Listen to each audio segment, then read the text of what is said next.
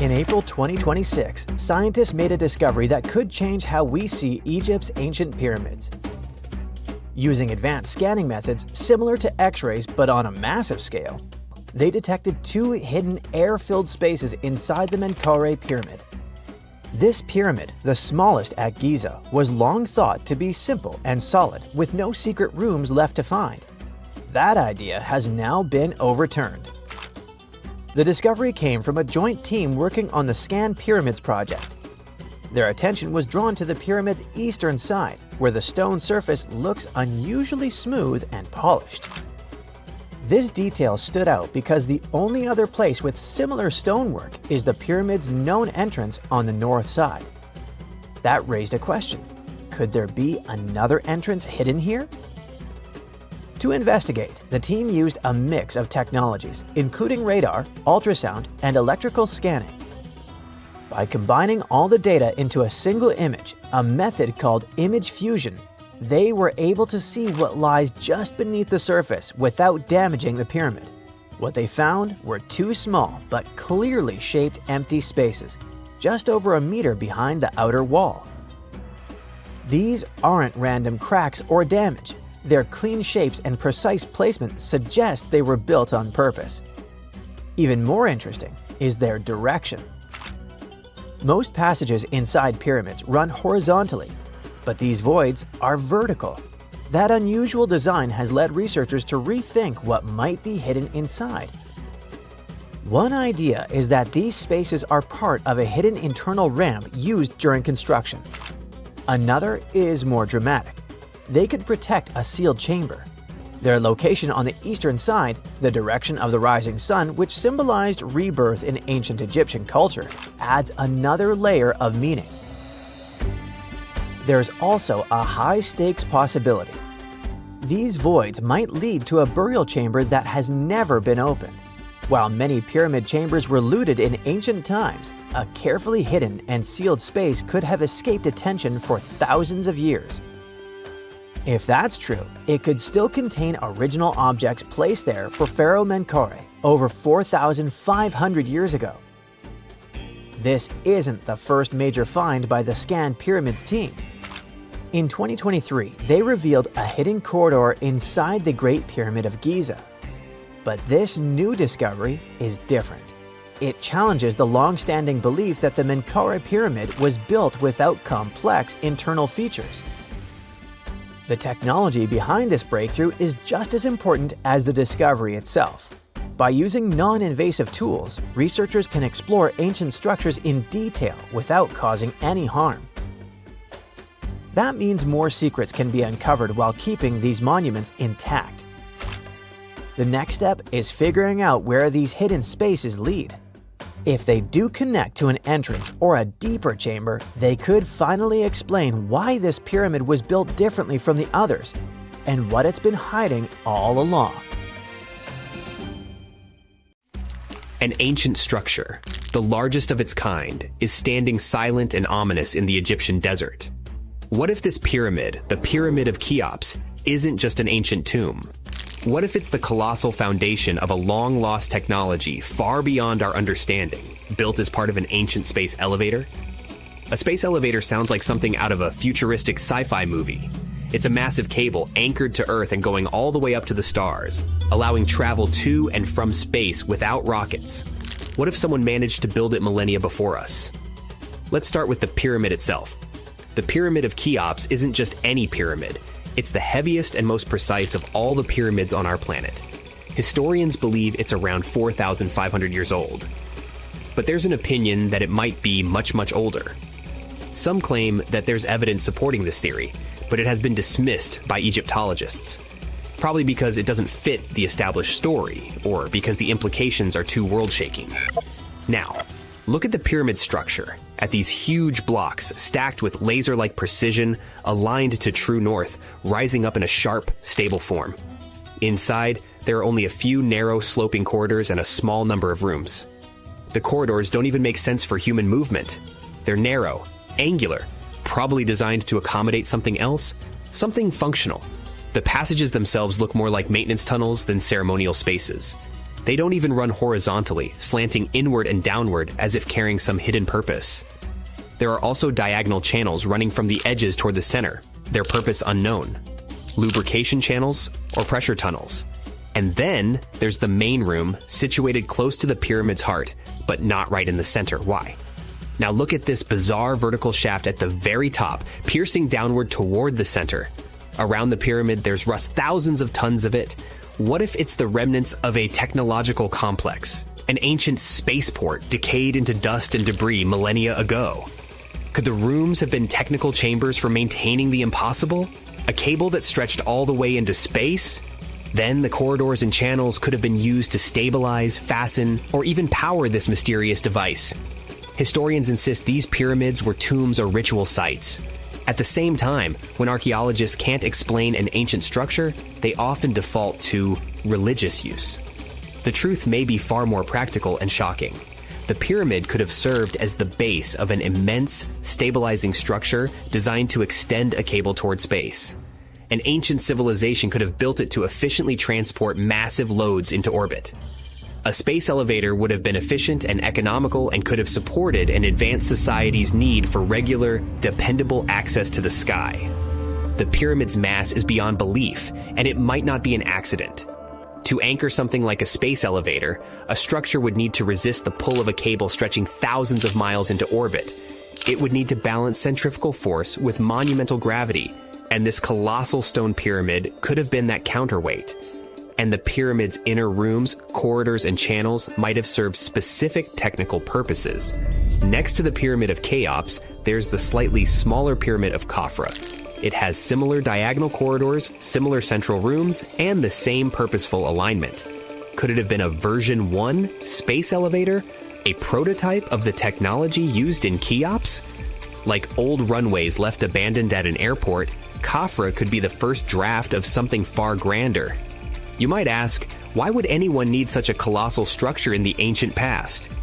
Well, because the further you advance, the more you seek efficiency. A space elevator is the ultimate economical solution for transporting huge amounts of cargo to and from orbit. It's the dream of modern engineers, and maybe it was the achievement of an ancient society. We barely know who lived on Earth 10,000 years ago, let alone what technology they might have wielded. What if there was once a civilization advanced enough to build such an elevator? They may not have been human altogether. Maybe they were visitors. Perhaps they were Earth-based. We might never find the answers to this mystery. Wow! Scientists have found a lost city beneath Egypt's pyramids. And it's incredibly large, bigger than the biggest target you can imagine. Underground chambers, passageways, and vertical structures. Scientists have no idea what purposes they serve. But let's start from the very beginning. Italian and Scottish scientists studying the Pyramid of Khafra discovered something that looked like secret tunnels under 3 pyramids. This find might change what we know about ancient Egypt. The expedition, called the Khafra Project, was led by Corrado Malunga from Pisa, Italy, and Filippo Biondi from the University of Strathclyde, Scotland. Their mission was to focus on exploring Khafra's pyramid, the second largest on the Giza Plateau. Scientists uncovered a massive structure beneath the Pyramid of Khafra. Could it be an ancient Egyptian underground city? The experts analyzed the data they had and came to the conclusion that 8 large vertical structures could be hiding beneath, possibly wells or shafts. They extend a staggering 6,500 feet across. Imagine placing 2.5 Burj Khalifas on the ground, one after another, and you get the sheer size of this find. These shafts also plunge nearly 2,000 feet underground. Some of the deepest underground stations in the world are located at a mere 380 feet underground or so. These cylindrical shafts are surrounded by spiral paths. Picture some old Gothic castle. They're connected to 2 giant, weirdly shaped chambers. Are those cubes? Or possibly bowls? Each of these chambers is likely more than 260 feet across. Now, even though we know about the structures now, no one has figured out their original purpose yet. Want to hear something even more shocking? Okay then. The team is almost sure that similar access points can be found under all 3 pyramids. In other words, all of them might be linked by a hidden system of underground tunnels, chambers, and passages. Even deeper, about 4,000 feet under the surface, there might be more unknown structures. And doesn't it add to the mystery? But the coolest news is that, according to some team members, these hidden structures near Giza pyramids could align with the legendary Halls of Amenti. In ancient Egyptian mythology, it's a place where people are believed to arrive when they're close to the end of their days. There, they are said to take a 3-day-long trial, facing their biggest fears. Now, how did scientists even discover these hidden spaces? To uncover them, researchers used 2 satellites positioned 420 miles above Earth.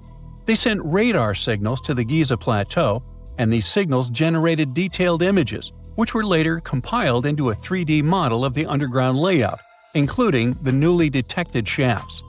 Then, using synthetic aperture radar or SAR technology, which is a type of radar that can penetrate through stone, the team also spotted 5 small room-like structures hidden deep within the pyramid.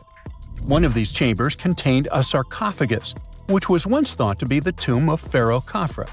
But now, scientists believe this was a mistake. The true burial site is likely to be elsewhere. In any case, these 5 hidden rooms were completely unknown before the scans. They seem to be arranged in the center of the pyramid and are linked to underground pathways leading somewhere below the structure. There's an opinion that these tunnels could lead to more hidden chambers and wells. Some of them might be around 4,500 years old. Wow! What if they help us solve ancient civilization mysteries? Preliminary data suggests that all this underground space can be much more than a few empty chambers. There might be many more hidden structures near the Giza pyramids. How come? Well, the thing is, the structure appears to include hollowed-out sections with spiral pathways leading even deeper underground. Refining the images hinting at this could reveal an extensive subterranean network. It might be a whole city hidden under the surface. Now, despite the excitement surrounding these findings, there are also a lot of people who don't believe in the existence of the underground city. They're skeptical about the archaeological discovery in Egypt due to the lack of peer-reviewed verification. That's why several archaeologists and radar experts have challenged the validity of the claims. They've explained that the technology used to make the discovery may not be advanced enough to produce such detailed underground imagery. According to them, the 5 smaller chambers found near the surface could be natural formations, since the area had had sacred significance long before the construction of the pyramids. Some experts have even dismissed the use of radar methods in this context altogether. They call these methods scientifically unproven and question their accuracy. The discovery has also reignited discussions about ancient Egyptian myths and the possibility of hidden texts lying somewhere beneath the Giza pyramids. The layout of the newly detected underground chambers shares similarities with mythological accounts of the Hall of Records, a rumored chamber that could preserve early Egyptian wisdom. If confirmed, these findings could significantly reshape the understanding of Egypt's sacred topography. Plus, this lost city beneath Egypt's pyramid could become physical evidence of previously unknown underground structures.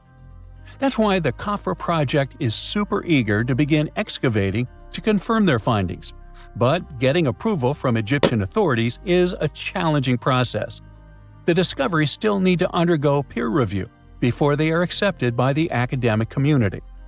By the way, this recent archaeological discovery in Egypt comes on the heels of another discovery involving a weird structure beneath the Royal Giza Cemetery, which researchers believe is unnatural in origin.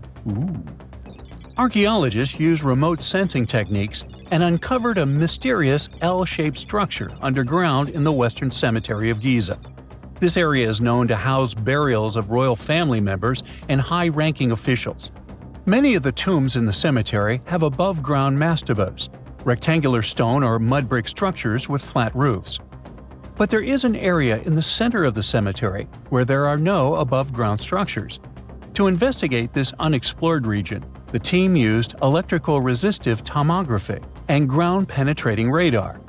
ERT works by sending electrical currents into the ground and measuring the resistance to detect remains. As for GPR, it sends radar into the ground and maps the structures based on the radar's return. the team found an anomaly about 6.5 feet beneath the surface.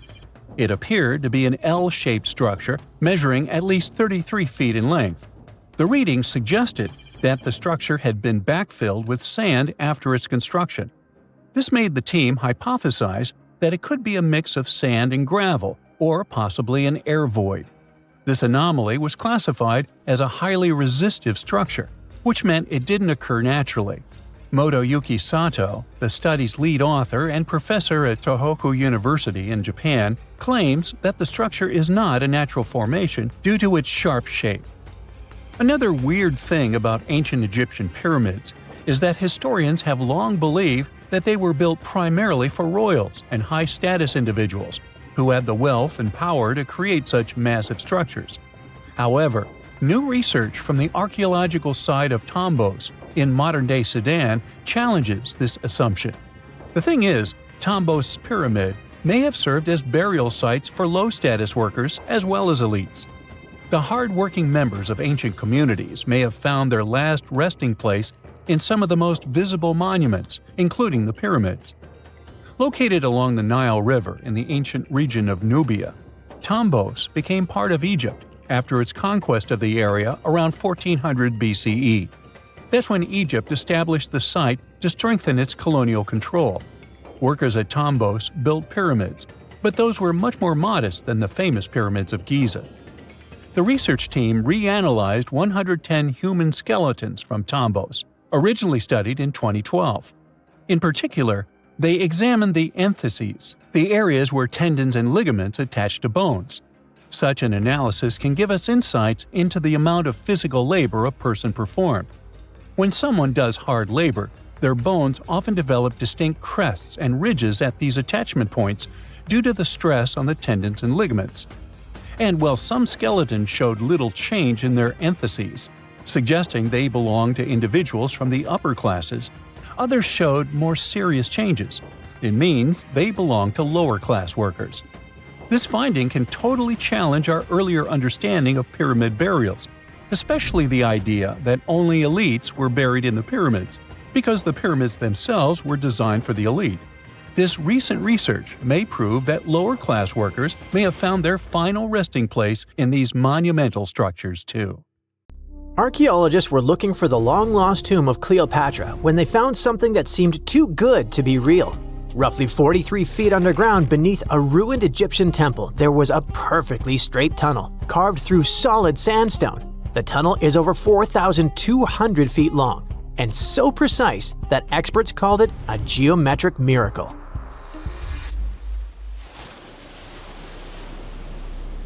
The tunnel sits beneath an ancient city west of Alexandria, near Egypt's Mediterranean coast.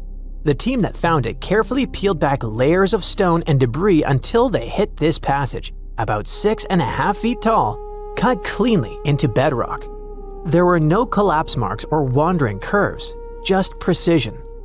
If you've ever tried to drill a straight hole into a wall at home and failed within seconds, imagine doing this underground for nearly a mile.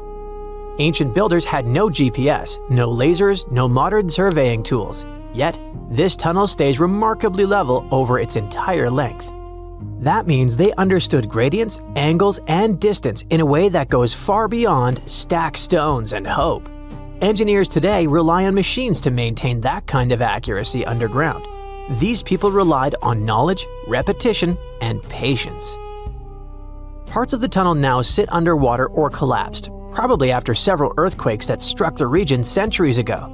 Some experts think the tunnel may have once connected the temple to water sources or ritual areas closer to the sea. Archaeologists noticed that the Egyptian tunnel is an exact replica of the Eupalinos tunnel in Greece. It's believed to be one of the most important engineering achievements of antiquity, which only makes the Egyptian tunnel more special. Underground passages in ancient Greece linked temples to sacred springs. Back in ancient times, people moved through space in specific ways, underground and above, to reenact myths and journeys of gods. A tunnel like this could represent a path to the underworld, rebirth, or divine transition.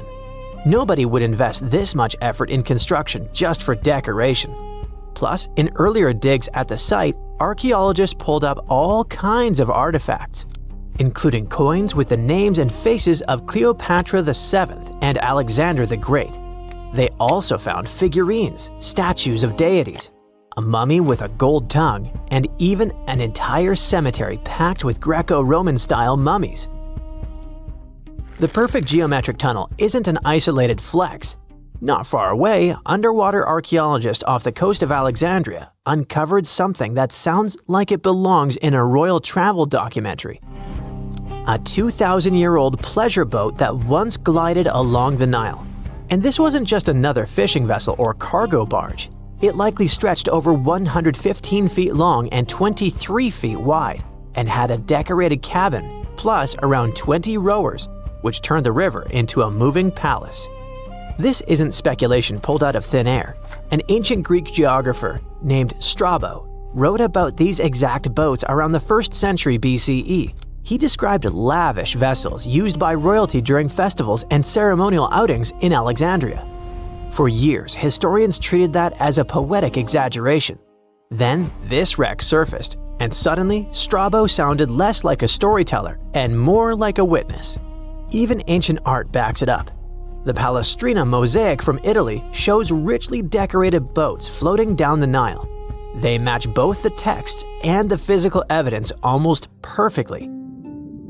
Inside the wreck, archaeologists found something small but incredibly human. Graffiti scratched into the wood in Greek. Just writing left behind by someone who stood on that deck 2,000 years ago. Researchers haven't fully decoded the text yet, but its existence alone matters. It tells us this wasn't just a floating symbol of power. People lived on it. It was sort of like a modern luxurious yacht, and the Nile was like a highway. All types of vessels with passengers were moving back and forth, visiting friends, carrying their goods for trade, doing business, and, of course, going on pleasure cruises. The location of the pleasure boat makes the story even better. The boat sat near the temple of Isis on Antirodos, an island that once hosted royal and religious buildings before earthquakes and rising seas erased it from the surface. That temple collapsed around 50 CE, and researchers believe the boat may have sunk during the same disaster. Another recent find that has to do with life on the Nile is the lower part of the massive worship complex about 10 miles southwest of Cairo. It connects directly to an upper temple dedicated to Ra, the Egyptian deity of the sun. The newly excavated part is a 4,500-year-old valley temple. The upper temple sits on higher ground, and archaeologists excavated it years ago. The valley temple is closer to the Nile, and it's connected to the upper part by a causeway. A German Egyptologist actually started excavating part of the temple back in 1901, but the groundwater sat much higher then, and he had to stop. Now, the groundwater level is lower, and a modern team has managed to excavate about half of the Valley Temple since 2024. Once they got in, archaeologists uncovered the remains of a columned entrance portico. Then they found blocks carved with a calendar of religious events, almost like an ancient public schedule. The text includes feasts for Sokar, a falcon-headed deity linked to Memphis, which was a major capital during the Old Kingdom, plus the festival of Min, a fertility deity, and even the procession of Ra. The calendar blocks all showed up around the entrance portico area, which most definitely means that the outside facade of the temple displayed this long feast calendar publicly. That's why archaeologists think this might be one of the earliest examples of a true public calendar ever found. A literal event list for an entire community, built into the architecture. On top of that, the team found dozens of decorated blocks covered in inscriptions that named a pharaoh who ruled around 2420 to 2389 BCE and had the temple built. This temple shows how people moved through ancient Egypt. Because the upper temple handled the main worship, but the valley temple made the whole place accessible. It acted like the landing area for boats coming in, either directly from the Nile or more likely from one of its side channels. So instead of hiking across desert terrain, visitors could arrive by water, step onto the temple's landing stage, enter through the Valley Temple, then head up the causeway ramp toward the upper temple on the hill. After about a century of use, researchers found that the Valley Temple had been repurposed into a residential area. And the best part is what they found from that era: 2 wooden pieces used for playing Senet, an ancient board game. Senet shows up at other Egyptian sites too, including King Tutankhamun's tomb, but nobody fully agrees on the rules today. Some discoveries in Egypt create new mysteries instead of solving the old ones. Earlier in 2025, archaeologists announced the discovery of the first pharaoh's burial found in or near the Valley of Kings since King Tut's tomb in 1922. The newly found tomb of Thutmose II flooded almost immediately after burial. Ancient officials rushed in, removed the mummy and most of the grave goods, and hid them somewhere else. The weirdest part is that an alabaster ointment jar inside the tomb links the burial directly to Hatshepsut, Thutmose II's wife and half-sister. The inscription basically says she made this monument for him, which proves she arranged his burial. But it still doesn't explain why she placed him here and later chose the Valley of the Kings for herself. Now, archaeologists are studying a huge mound of rubble near the tomb, about 75 feet tall, and suspect it was built to hide something important. If a second tomb sits underneath, it could be complete and undisturbed. So, the deeper the archaeologists dig, the more ancient Egypt stops feeling like a gone civilization and starts feeling like a paused one. Looks like it didn't just survive time, it outsmarted it. And we're only just beginning to catch up. Beneath the sands of Luxor, scientists found something that was perhaps never meant to be found. Over 1,000 decorated stone blocks that belonged to the ruined temple of a woman pharaoh. It got us thinking, why was this temple so brutally destroyed, and who was this woman? Her name is Hatshepsut, and she is now considered one of Egypt's greatest pharaohs, but for a long time, history almost forgot her. She ruled during the 18th dynasty, from around 1479 to 1458 BCE. She's remembered for her ambitious building projects, successful military campaigns, and flourishing trade expeditions. It turns out she was one out of 4 women to take the title of pharaoh in Egyptian history. The next woman would have to wait for 1,500 years to reign, and that woman we know as Cleopatra. The story of how Hatshepsut got to be a pharaoh is the most colorful part of this tale. As far as most dynastic rules go, it's usually men that are first in line for royal thrones. In Egypt, that was the same. That's why, when Pharaoh Thutmose I had a daughter as his firstborn, that was a big no-no as far as his succession line went. A few years later, Pharaoh Thutmose I passes away. The crown passed to Thutmose II, who ruled briefly, only to leave the throne to his infant son, Thutmose III. In this scenario, Hatshepsut was this pharaoh's stepmother. So what happened was that Hatshepsut served as advisor to her stepson, since he was too young to rule on his own. But after 7 years, she made an unprecedented move. She decided to seize power and declared herself Pharaoh of Egypt. Now this was not a simple power grab. Hatshepsut understood that if she wanted to rule, she had to present herself as a legitimate king. In a bold move, she adopted the full royal regalia, including the false beard, traditionally worn by male pharaohs. She was often depicted in statues and hieroglyphs as a man, wearing the pharaoh's kilt and headdress. But this wasn't about disguising herself. Experts believe she never tried to hide her identity. Inscriptions on her statues often included feminine titles, like Daughter of Re, or grammatical structures that combined male and female terms, such as His Majesty herself. This showed that while she adopted traditional symbols of kings, she still acknowledged her true gender. But she needed to go even further. To legitimize her rule, she crafted an elaborate origin story.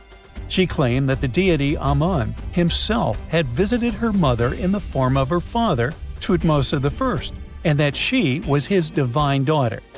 Now this was no small claim, since pharaohs were seen as deities on earth. By aligning herself with Amun, she strengthened her right to the throne.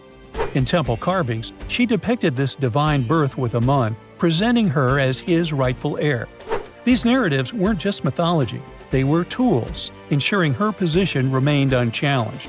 Hatshepsut also took a new name, Ma'at Kari, which translates roughly to "truth is the soul of the sun god." The word Ma'at was central to Egyptian beliefs. It represented order, justice, and divine balance. Pharaohs were expected to uphold Ma'at to ensure Egypt's stability. By calling herself Ma'at Kari, Hatshepsut was likely reinforcing that she was a legitimate and rightful ruler. Her reign was truly great. She led Egypt into an era of peace and prosperity, launching massive building projects and restoring temples across the kingdom. Her most famous achievement was the construction of her temple at Deir el-Bahari, a pretty impressive architectural masterpiece carved into the cliffs of Luxor.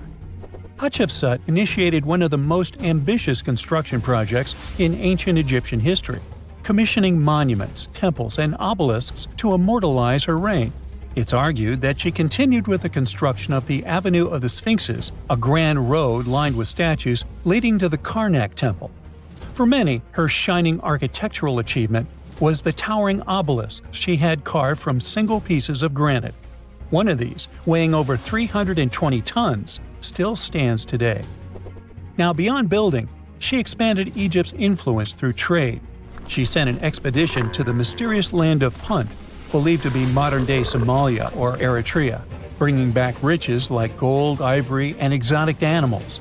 Her fleet of ships sailing the Red Sea marked the first recorded trade mission of its kind, establishing economic ties that would benefit Egypt for generations.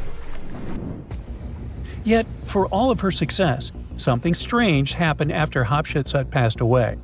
Her successor, aka her stepson Thutmose III, who had been overshadowed by her rule, took a drastic step. He ordered her name to be erased from history.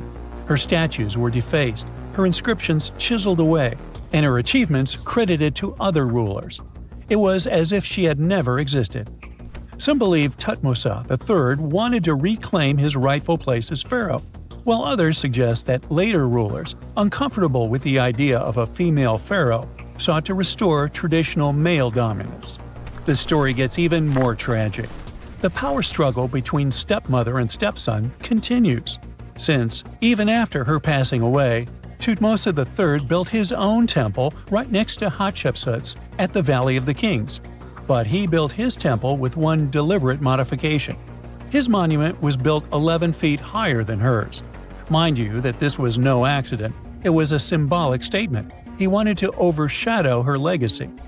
But history had other plans. Hatshepsut's legacy started to be rediscovered in the 19th century, and it was only through careful archaeological investigation that her reign was properly recognized. Today, Hatshepsut is remembered as one of Egypt's greatest pharaohs. Her reign, once erased, has been reconstructed through constant archaeological discoveries, proving that her power and influence could not be so easily forgotten. Her resting place had been hidden in plain sight, her body removed from its original chamber in an effort to erase her from history. This final piece of evidence cemented her legacy, proving that even attempts to erase a pharaoh could not really do it. Hatshepsut's grand temple, Djeser-Djeseru, was a stunning architectural feat, designed to immortalize her reign and solidify her divine connection to Amun. But after her death, her successor, Thutmose III, launched that calculated effort to erase her legacy, and parts of her temple were dismantled. Historians still debate why. Was it a dynastic power move, an attempt to restore traditional male rule, or a bid to strengthen Thutmose III's claim to the throne? Maybe he was just a jerk. Whatever the reason, the destruction wasn't immediate. It happened decades after her death, suggesting it might not have been a personal revenge, but a broader political strategy. Yet, despite these efforts, her temple endures, and so does her story, a defiant echo of Egypt's first great female pharaoh.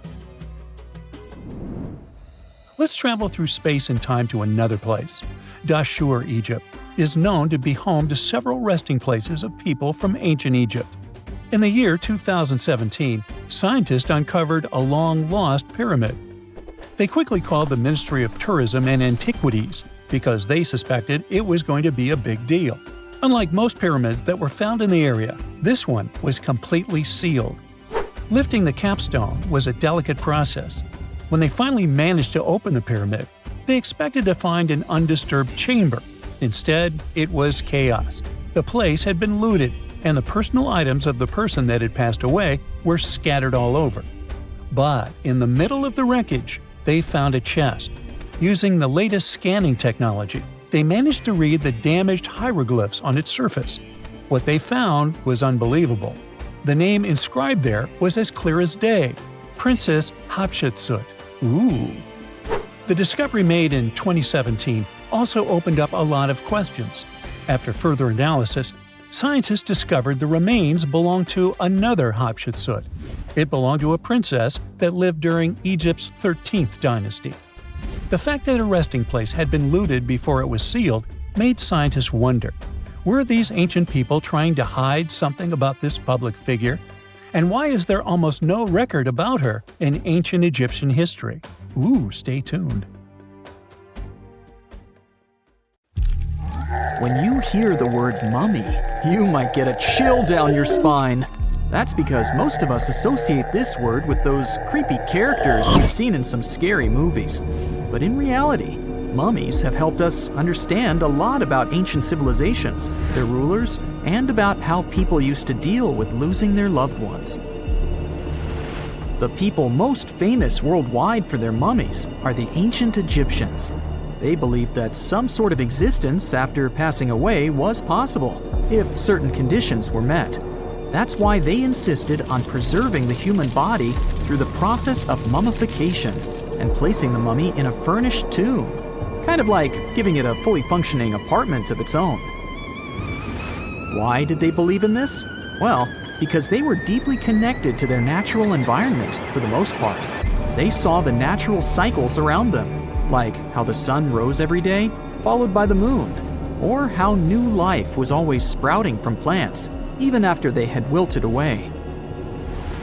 They also believed that the powerful spirit Osiris, who represented the cycle of passing away and resurrection, played a role in this process.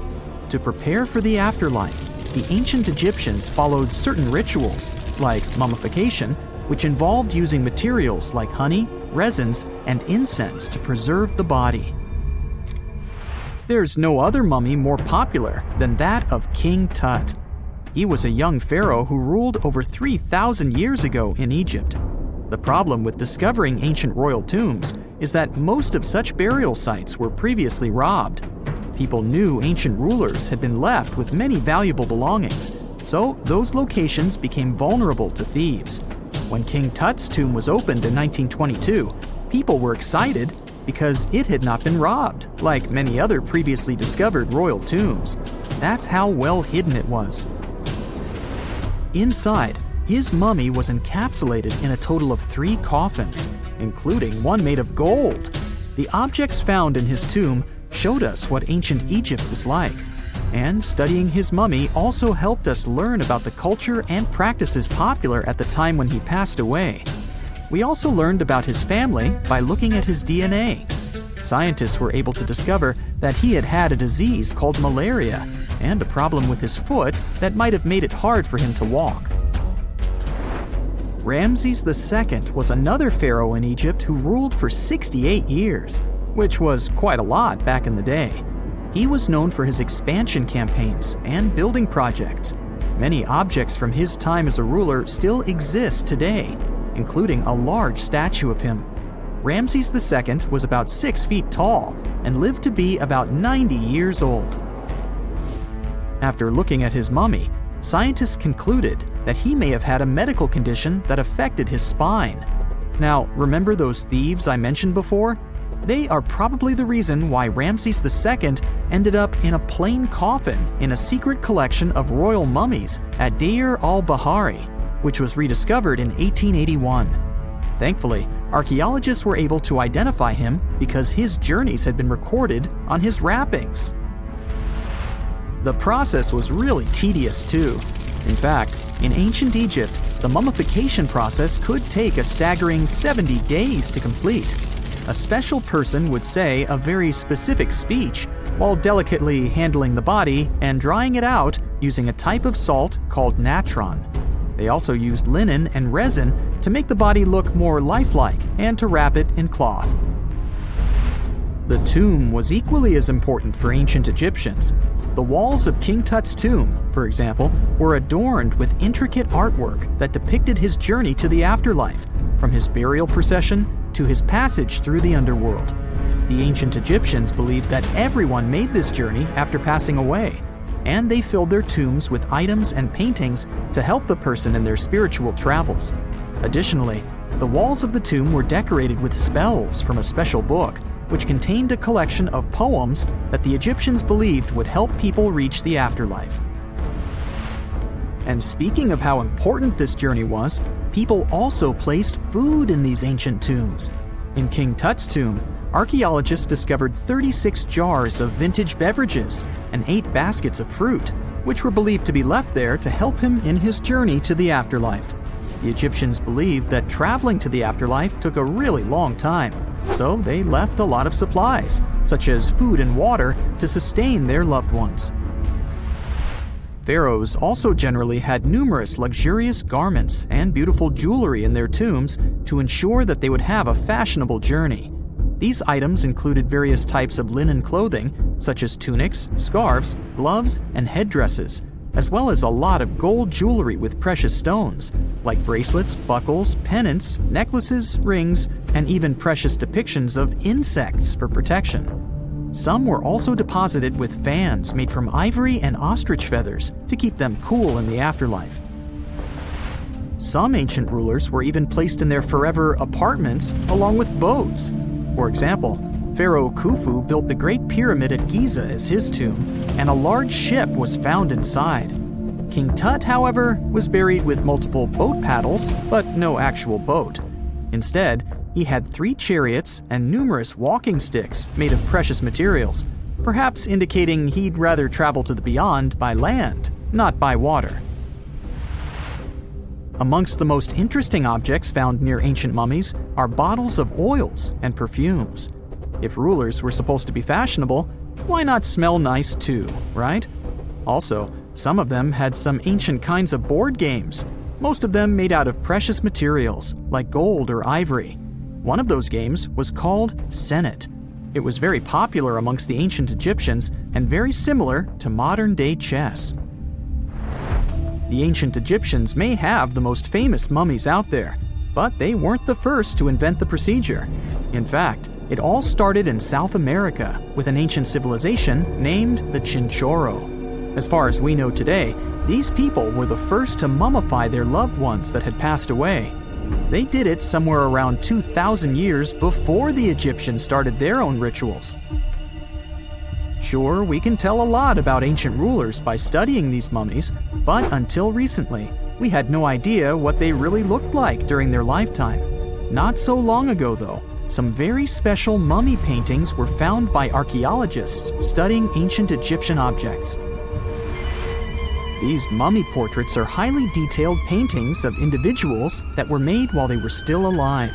Such paintings were often painted on wood, as opposed to the classical portraits we all know about, which are painted on canvas. They are known for their realism and beauty, and have even been used by researchers to diagnose diseases by comparing them to the corresponding mummies. Some of these portraits also include depictions of jewelry, which was later found on the mummies. The recent discovery of these mummy portraits in Central Egypt is significant, as it marks the first time in over a century that such paintings have been found. Mummies appeared all around the world naturally, too. Mummification can occur without people intervening because of natural conditions, like extremely cold or hot environments, places with a lack of oxygen, or accidental exposure to chemicals that preserve the body.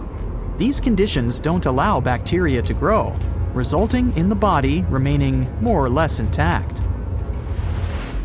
Famous Otzi was one of these mummies. We know today he was a man who lived around 5,000 years ago in Europe. But upon his discovery in the Alps in 1991, Austrian authorities initially believed that he was a modern mountaineer because of how well preserved the body was. However, after the Iceman was removed from the glacier, it was determined that he was actually from the Copper Age.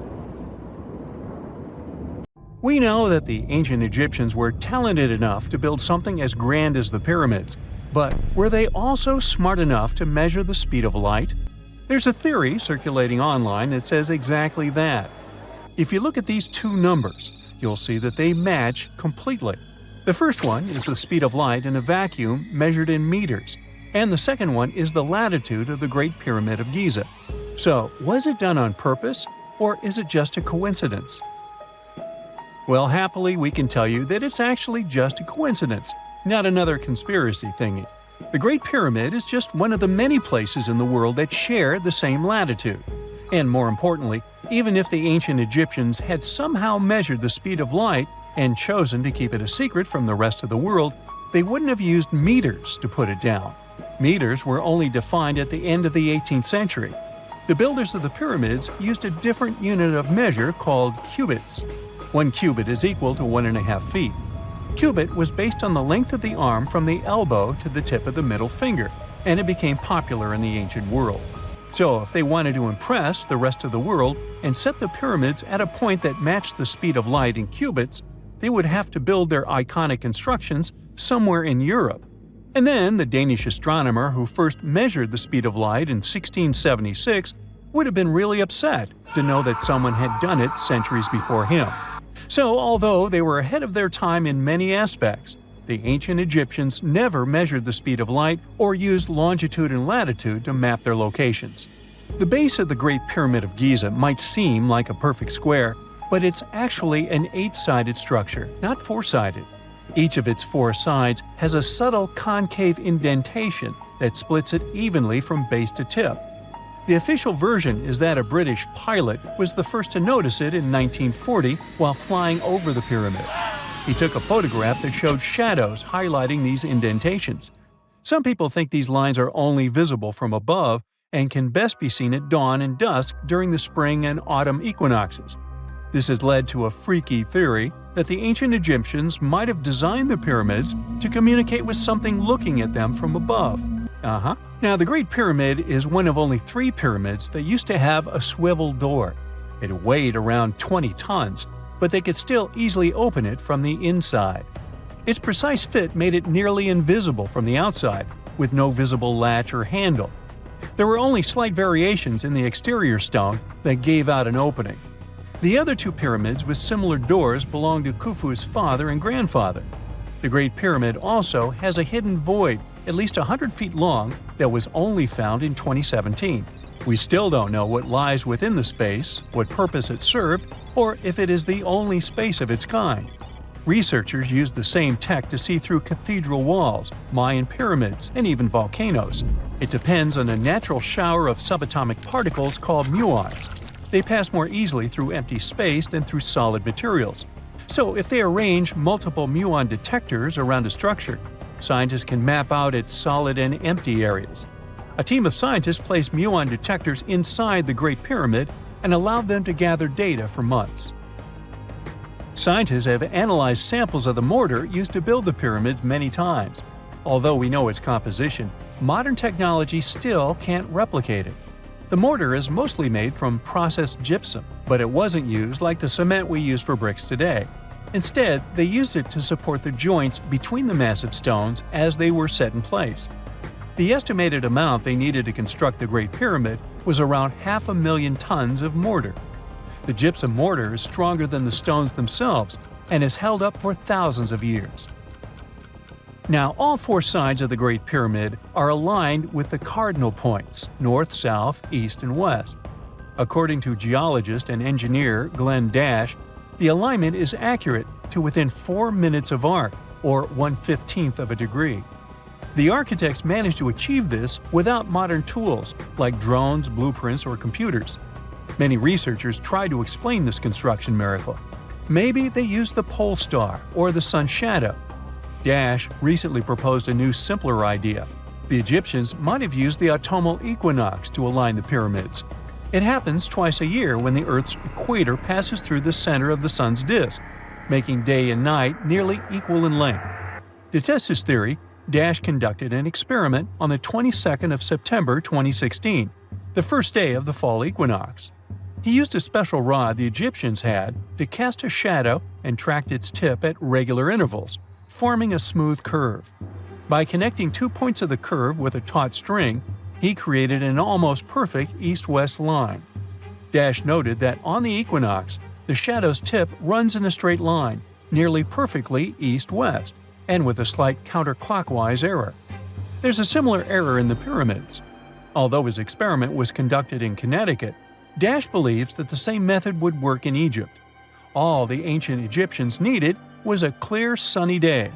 They could determine the fall equinox by counting 91 days from the summer solstice. But they left us few clues, and no engineering documents or architectural plans have been found that explain their methods. So they might have mapped shadows, but it's not definite.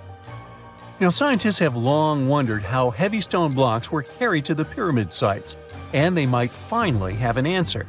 A research team from the University of North Carolina, Wilmington, has discovered that 31 pyramids are likely to have been built along a long-lost ancient branch of the River Nile. It's now hidden under desert and farmland. For many years, archaeologists have thought that ancient Egyptians must have used a nearby waterway to transport materials, equipment, people, and whatever else they needed to build the pyramids on the river. But up until now, they weren't certain of the location, shape, size, or proximity of this waterway to the site of the pyramids. The group of researchers used radar satellite imagery, historical maps, geophysical surveys, and sediment coring to map the river branch. They believe it was buried by a major drought and sandstorms thousands of years ago. The team managed to go below the sand surface and get images of some hidden features thanks to radar technology. They found hidden rivers and ancient structures running at the foothills of where most of the ancient Egyptian pyramids lie. The discovery of this extinct river branch helps explain the high pyramid density between Giza and Lisht, in what is now an inhospitable area of the Sahara Desert. Now, Egypt isn't the only country with the most pyramids in the world. The champion's title here goes to its southern neighbor, Sudan. It has between 200 and 255 pyramids, compared to Egypt's measly 138. They were built by members of the Kingdom of Kush, an ancient civilization that ruled the lands along the Nile River many years ago. They started erecting pyramids around 500 years after the Egyptians had stopped doing it. Their pyramids are much smaller than the Egyptian ones, but were built for the same purposes. Archaeologists are still working to find out how the pyramids in the Sudan were built, how long it took to complete them, and what happened to their society. Not many civilizations are as mysterious as ancient Egypt, a powerful empire that lasted over 3,000 years. It gave us pyramids that still stand and myths that still inspire. It's one of the most explored places on Earth, yet somehow, we still find exciting stuff. In Abydos, archaeologists just uncovered a 3,600-year-old royal tomb. It's huge! It has golden hieroglyphs of deities covering the entrance, but the pharaoh's name? It's not there. It's missing. Who was this ruler, and what new chapter could this open in Egypt's story? If there's one place in Egypt where the line between life and demise feels thinner, it's Abydos. To the ancient Egyptians, this was sacred ground. They believed it was the burial place of Osiris, the god who literally passed away, had his remains separated, and came back to life to rule the underworld. Because of that, Abydos became Egypt's spiritual gathering place. Pharaohs built amazing temples here, like the Temple of Seti, famous for its King's List, a wall that has the names of 76 pharaohs carved in it. Pilgrims came from across Egypt, leaving offerings and participating in Osiris festivals, where his demise and rebirth were ritually reenacted. It wasn't just symbolic worship, it was Egypt's version of Comic-Con. But instead of cosplaying superheroes, people reenacted gods coming back to life. Obviously, pharaohs competed to be buried as close to Osiris as possible. Abydos became part cemetery, part holy city, part afterlife insurance policy. Fast forward thousands of years, and we still uncover remarkable stuff around Abydos. That's the case with the recently discovered tomb. In early 2025, a joint team of researchers from the US and Egypt decided to dig beneath a rocky rise ominously called Anubis Mountain. You remember Anubis, the jackal-headed deity who guarded cemeteries. The uncovered royal burial was hidden 23 feet below the surface. Sadly, even though it eluded archaeologists for so long, robbers had already taken away with treasures ages ago. They could definitely tell this was a tomb of someone super important. Similar to how you can walk around a mansion with no furniture but still deduce that someone rich must have lived there. The chamber had mud brick vaults rising over 16 feet. That's taller than a female giraffe standing upright. For something built 36 centuries ago, it still felt enormous. However, when you remember that Egyptians were masters of architecture, nothing seems surprising. So no treasures, no golden mask, and sadly, no name. The cartouche that should have spelled the king's identity was unreadable. Egyptian tombs usually bragged about who was inside. In ancient Egypt, a cartouche was basically a big oval name tag for kings wrapped in hieroglyphs. Think of them as VIP passes that worked in both this life and the next. Without it, your soul couldn't check into the afterlife hotel. That's because to the Egyptians, your name, your ren, wasn't just so your teacher could distinguish you from kids with the same haircut. It was a core part of who you were. As long as your ren survived, so did you. To have your name forgotten was considered a fate worse than passing away. A soul cannot journey without a name. That's why you'd see cartouches all over the place, on temples, obelisks, jewelry, statues, and tomb walls. It wasn't there just for the marketing. It kept the pharaoh's presence front and center everywhere you looked. Imagine building a massive tomb only for 3,600 years later to walk in and go, who is this guy again? Not cool at all. That's why it's fair to imagine our nameless pharaoh haunting the robbers for all eternity. So yeah, cartouche was considered very significant.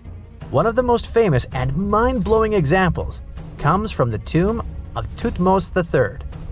His burial chamber and sarcophagus were literally shaped like a cartouche. In other words, the entire room was a living architectural symbol of his name. Thankfully, in the recently discovered tomb, not everything was erased.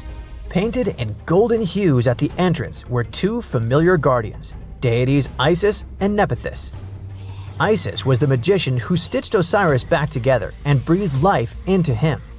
Nephthys, her sister, was the eternal mourner and protector of the mummy.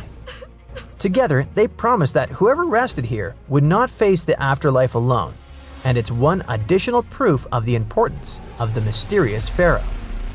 So, who could this be? To answer that, we need to go down history lane. This tomb dates back to Egypt's messy chapter called the Second Intermediate Period. Instead of one ruler in charge, the country had many rival kingdoms, each with its own little power base, like a real-life Egyptian version of Game of Thrones. And right in the middle of that chaos was Abydos. For a while, it was home to its own line of kings, the so-called Abydos dynasty. Those weren't the pyramid builders everyone knows, and that's why they're so mysterious. They left behind almost nothing. No great monuments, no sprawling cities, just fragments of names on broken blocks. For centuries, many scholars even doubted they existed at all. That sorta changed in 2014, when archaeologists uncovered the tomb of Senebkay, one of those shadowy kings. Now, everything we know about Senebkay points to him having quite a story to tell. His bones revealed 18 deep wounds, the kind you get in battle. He had blows to his skull, back, and hands, and likely lost his life fighting, making him one of the few pharaohs we know who sadly fell in combat. His tomb was modest, with reused artifacts from earlier kings, but it delivered one priceless thing: proof. Until Senebkay, the Abydos dynasty was just a theory. With him, it became real. And that's why the new discovery could be a big deal. The newly uncovered royal tomb at Abydos shares the same layout and style as Senebkay's. It has limestone chambers, mud brick vaults, and protective deities, although it's much bigger. Which again raises the possibility that we're looking at an even earlier, more powerful ruler of Abydos. Whoever he was, he wanted to be remembered alongside the greats. Which is ironic, because it seems that history tried erasing him. Perhaps additional findings alongside his tomb could tell us more. Yes, there's more, and it's actually pretty cool. Not far from Abydos, in the village of Banawit, archaeologists uncovered a Roman-era pottery workshop. Yeah, you heard that right, a pottery factory close to a pharaoh's burial ground. The site had huge clay kilns, storage rooms, and even broken shards called ostraca. They were basically ancient sticky notes, except instead of shopping lists, those had receipts scratched onto them in Greek and Demotic Egyptian. Little records of everyday transactions, the kind of thing you'd never expect to find near a lost dynasty king. Honestly, the potters missed a chance. Forget boring receipts, they should have been selling Osiris's mugs and Anubis figurines to pilgrims and tourists. But that's not all. It seems that centuries later, during the medieval period, the same ground became a cemetery. Archaeologists found mud brick graves with skeletal remains. This could mean that Abydos kept its aura of significance for hundreds of years after the Age of Pharaohs. So why this hill again and again? Is this place really a getaway to the afterlife?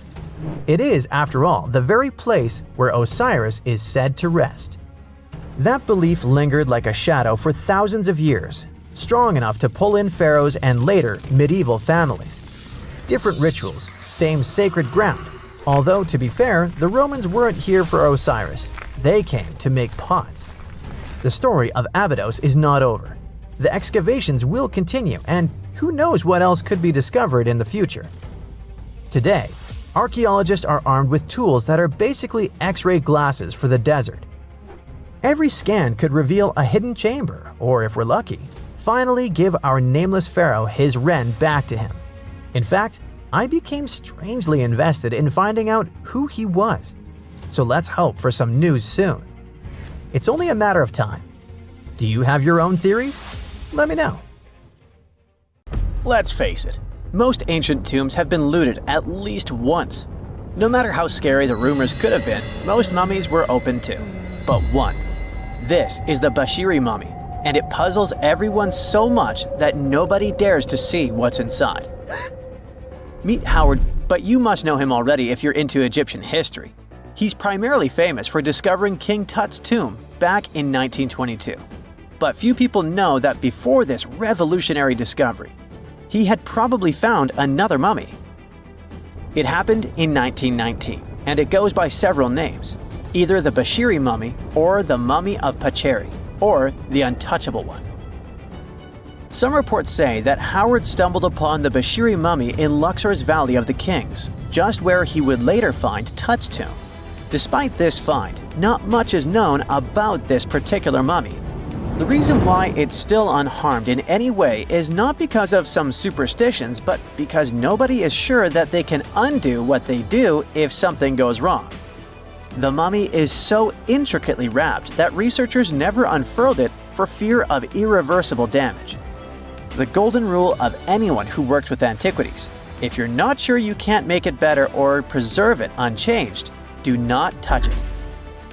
History knows many examples of ancient relics ruined beyond repair, say Ecce Homo, or smiling statue restoration. The delicate fabric that covers the mummy's face has this cool design that kind of looks like a pyramid. The researchers are not 100% sure, but this might be the only one of its kind with that embalming style. But without knowing the ancient technique, it's next to impossible not to ruin the mummy while unwrapping and wrapping it back. Back in the day, people, both experts and looters, would unwrap mummies for all sorts of reasons, mostly to study them. Luckily, these days, we have advanced tech that lets us check out what's inside a sarcophagus without having to unwrap anything. After taking a closer look at the Bashiri mummy, researchers figured out that it belonged to a man who was around 5.5 feet tall and lived during the Ptolemaic era, which makes this mummy roughly 2,300 years old. The Egypt Museum shared that the X-ray scan also uncovered an inscription of the guy's name, but it's a bit tricky to tell if it says Pacheri or Nenu, adding to the intrigue. The museum also pointed out that the fancy casing the mummy is in features all sorts of decorated scenes. You can see the mummy lying on a bed, flanked by deities Isis and Nephthys, along with the 4 sons of Horus. Plus, there are 2 images of the funerary god Anubis at the feet of the casing. By the way, Bashiri mummy is not the only one that has remained untouched. This is Issa Temkebde, and Gaston Maspero, a French archaeologist, made the decision to leave her mummy untouched, wanting to keep her resting peacefully since she was in such amazing shape. He did mention, though, that her tomb had been raided long ago. Thanks to some X-ray work, we learned more about the mummy. The scans revealed a few artifacts still wrapped up with the wife of a high priest, including amulets around her neck, right arm, and forehead. The X-rays also showed she had some dental issues and arthritis in her knees. While she passed away as an older woman, it's tough to pinpoint her exact age. However, various sources from her son's reign indicate that she was held in high regard in the kingdom. Isitemkebd served as the sister wife of Penejam II. You got me right, they were related by blood and were siblings, but back then it was pretty common to get married this way to preserve the purity of the bloodline. Say that to Habsburg, duh. Their chase for purity only led to inbreeding and the notorious Habsburg's jaw. Right, I guess we should not judge ancient Egyptian rules and morals, but what we can say for sure is that both Bashiri and Isitemkebd were incredibly lucky to stay untouched. The odds were not in King Tut's favor, though. The researchers' work hit him hard. The tomb itself was discovered in 1922, but it wasn't until 1925 that the nested coffins were opened during an excavation. The outer coffin, held together with silver pins, opened up to show another coffin shaped like a mummy, decorated with colorful glass and flower garlands. There were worries about the king's mummy because it had been exposed to moisture. The middle coffin was pretty heavy and didn't have any handles, so they had to be super careful taking it out. Inside the innermost coffin, which was solid gold and wrapped in a red cloth, they found the royal mummy, and this all went down on October 28, 1925. Tutankhamun's mummy, measuring about 6.07 feet, fit snugly into the innermost coffin, which was 6.17 feet long. You can already tell there was a problem, right? Imagine how hard it is to extract something as fragile as an ancient dried-up mummy, especially when there's not much room for maneuver. Plus, the mummy looked sus. It was pitch black. Howard Carter, the lead archaeologist of the expedition, estimated that around 2 buckets worth of oils had been poured over the mummy. But care had been taken to avoid the mask and feet. It was made to preserve him better.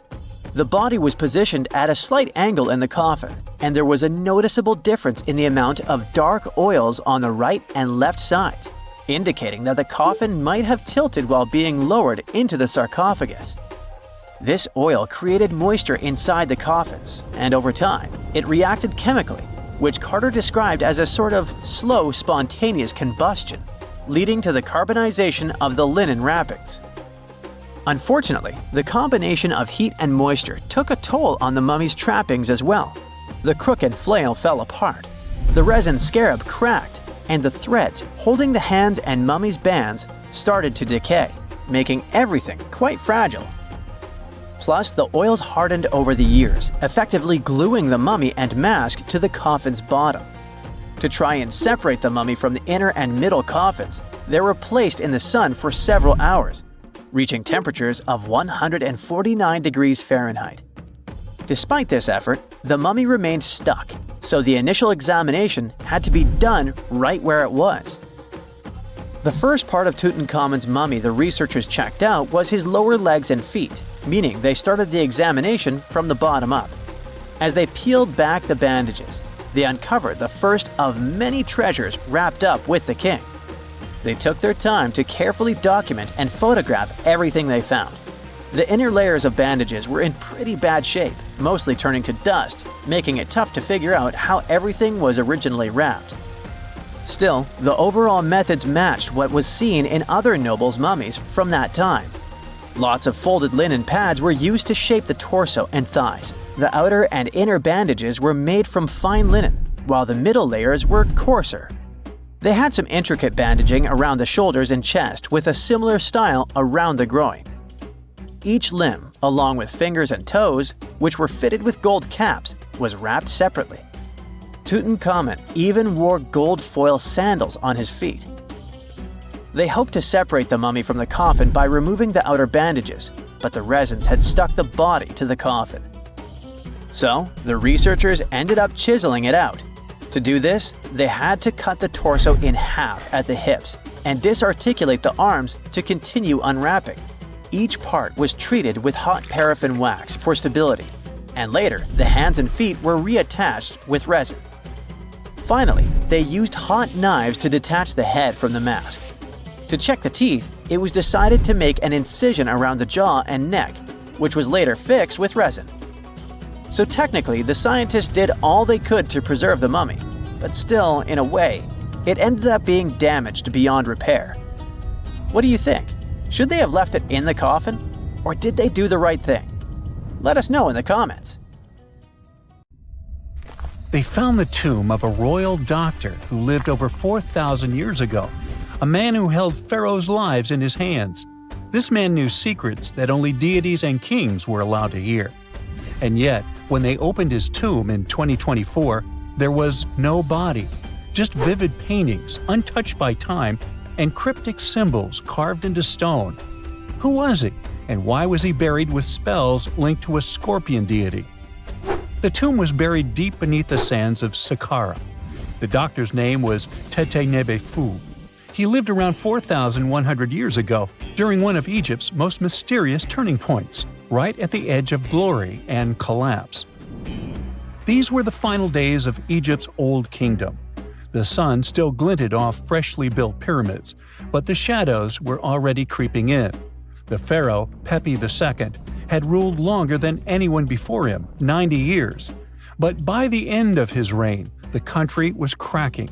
The power was slipping, the regional leaders were rising, and the Nile floods grew unpredictable. In this shaky period, the mysterious doctor thrived. His tomb was discovered by a Swiss-French archaeological team in the shadows of old pyramids. The weirdest part was that when they uncovered his burial chamber, they found no body, no golden treasures either. Unfortunately, the tomb had been robbed long ago. But what remained was something even more fascinating: the words and images left on the walls. The paintings are still vibrant, bright colors that somehow survived all those years underground. The walls show jars, containers, strange abstract patterns, and geometric shapes. And then there are hieroglyphs, lines and lines of sacred script carved with precision, like someone had poured their soul into every curve. These inscriptions revealed who Tete Nebefu truly was. Turns out, he wasn't just any doctor. He was the conjurer of Serket. Now, Serket was the female deity of scorpions, sacred and terrifying. Egyptians believed she could stop venom, heal bites, and protect the living from toxic elements. The title, Conjurer of Serket, meant Tete Nebefu was a specialist in treating dangerous stings and bites. And if he got an entire tomb for himself, he may have been Egypt's top expert in those things, a man who healed with both medicine and magic. But that wasn't all. He also held the title Director of Medicinal Plants, a title seen only once before in all of ancient Egypt. That means he knew the healing power of herbs, roots, and oils like no one else. Now, you might wonder, what plants in a huge land of sand?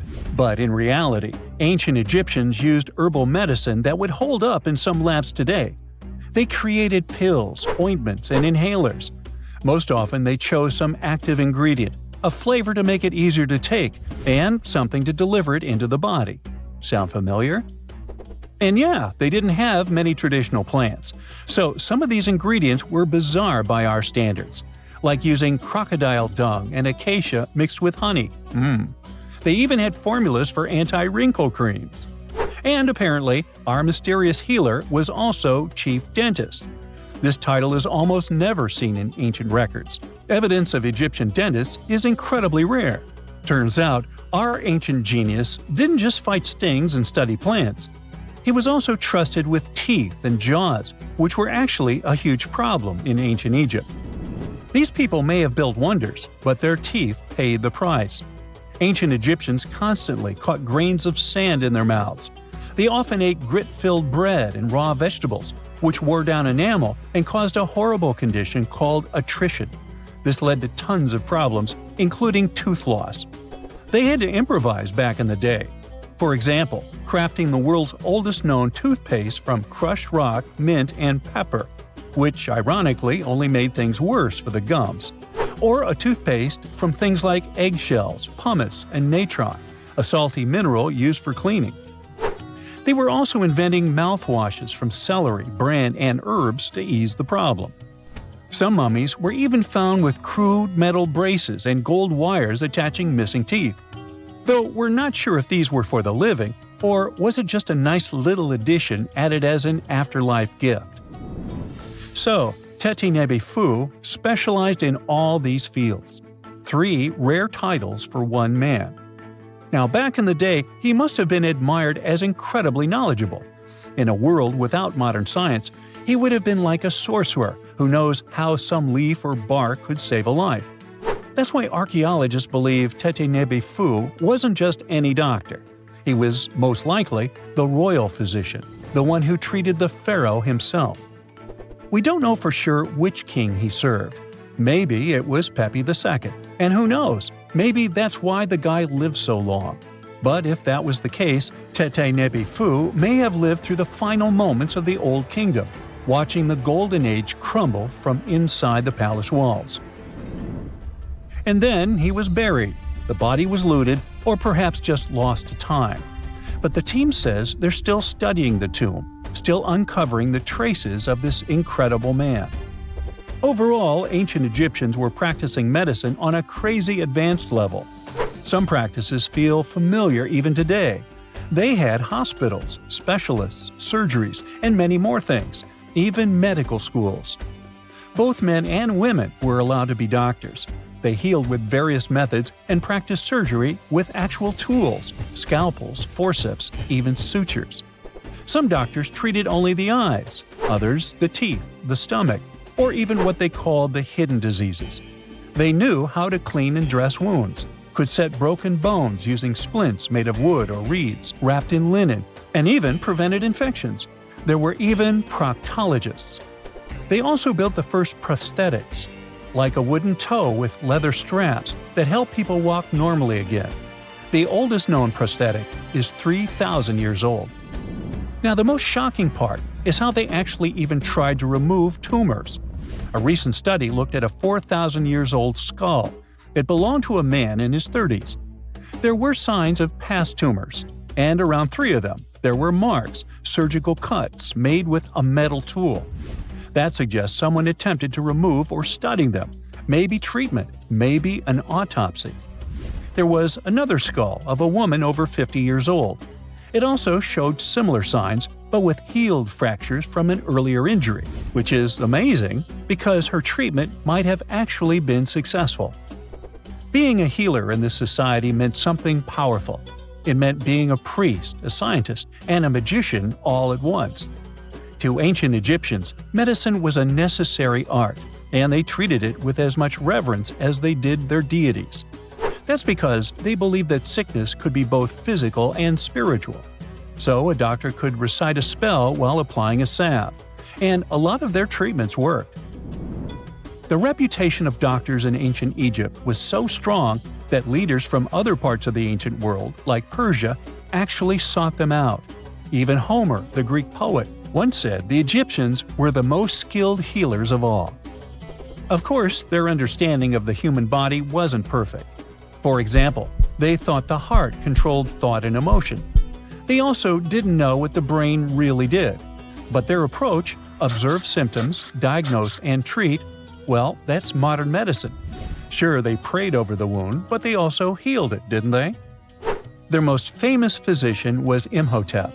That guy was a true polymath, an architect, priest, and a healer who became so revered he was later worshipped as a deity of medicine. Yep, a human who was so cool they turned him into a deity. He lived 2,000 years before Hippocrates, the so-called father of medicine. And yet, Some people joke we should drop the Hippocratic Oath altogether and swear an Imhotepic Oath instead. These people weren't just laying the foundations of pyramids, they were laying the foundations of healthcare. Egyptian archaeologists made an extraordinary discovery near Cairo just recently. Drumroll please. The most ancient and most complete mummy yet discovered in the country. Yes, they were keeping it under wraps. The 4,300-year-old mummy was found in a group of tombs close to the step pyramid of Djoser, dating back to the Egyptian Old Kingdom. It was covered in layers of gold. The team also found several other tombs, including one belonging to an ancient Egyptian official and another belonging to a secret keeper who had the power to perform special ceremonies. Another interesting tomb was that of a writer, which featured the largest statues ever found in the area. This vast burial site is also home to more than a dozen pyramids and resting grounds. Probably one of the most famous mummies in the world is that of Hatshepsut. She ruled Egypt like a boss for around 20 years, building all sorts of impressive buildings and creating new trade routes. But when archaeologist Howard Carter found her tomb in the Valley of the Kings, her sarcophagus was empty. However, Carter did find 2 coffins in another tomb, one of which belonged to Hatshepsut's wet nurse and the other to an unknown woman. In 2006, a team of specialists decided to investigate whether that mysterious lady was the queen herself.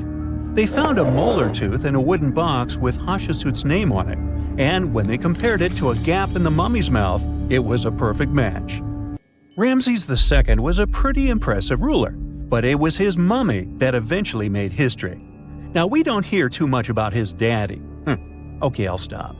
Ramses is considered to be the most powerful pharaoh in all of Egypt, as he reigned for a whopping 6 decades. He also lived to be over 90 years old. Now that's pretty amazing, considering the time he lived in. Ramses II supposedly had over 100 offspring too. Talk about a big family.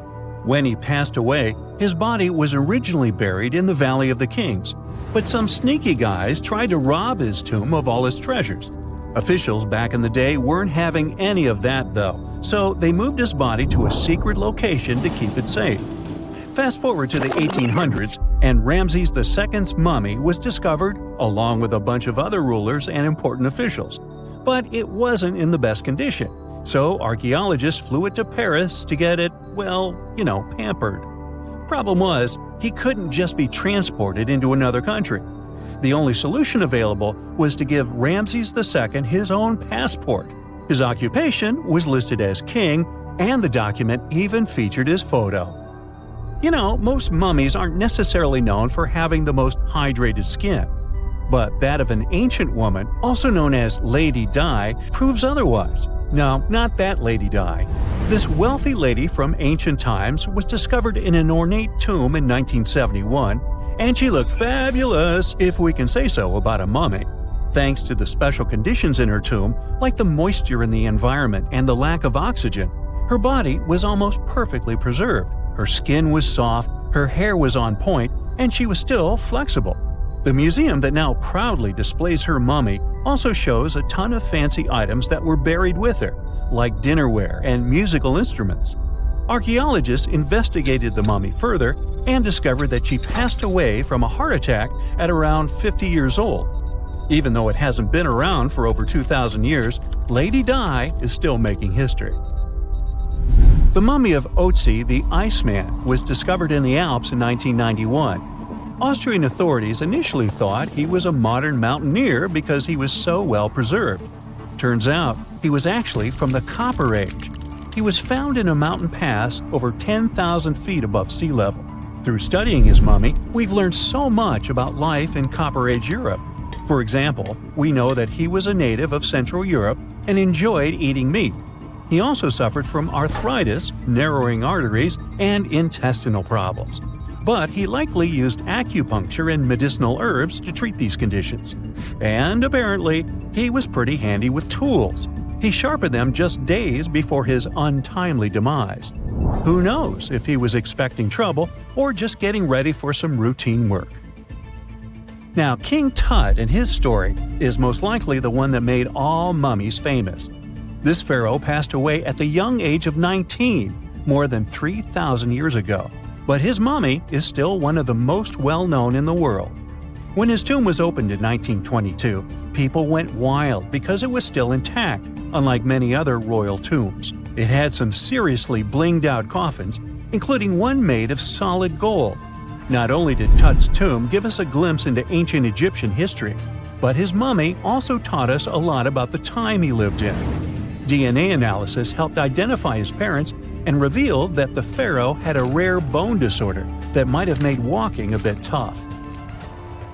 Now, Ginger is most likely one of the coolest mummies you'll ever hear about. He's like a time traveler from 5,000 years ago who's still looking fly with his golden hair and perfectly preserved nails.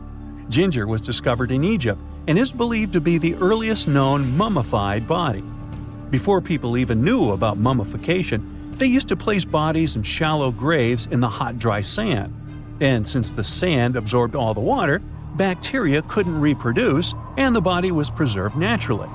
Now, scientists are not sure if Ginger's preservation was intentional or not, but since he was buried with some pottery vessels, it's likely that whoever buried him knew some serious preservation techniques. If you want to meet Ginger in person, he's currently chilling at the British Museum. One Dutch art collector bought a statue from Asia and ended up finding a weird discovery.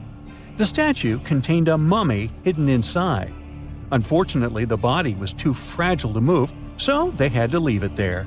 The coolest part is that this mummy is over 1,000 years old and was on display for 200 years before being encased in the statue. When scientists did a CT scan, they found out that the mummy was filled with paper scraps covered in writings. Experts think he might have done this thing called self-mummification, which is a pretty intense process involving a special diet and tea that makes your body less prone to bacteria. Only a few people could handle this ritual, and those who managed to do that were seriously respected. No other Egyptian queen has baffled scientists and historians like the stunning Nefertiti. Based on her statues, she was known for her slender neck, wide eyes, and high cheekbones. Her name translates to "the beautiful woman has come." Talk about living up to your name, huh?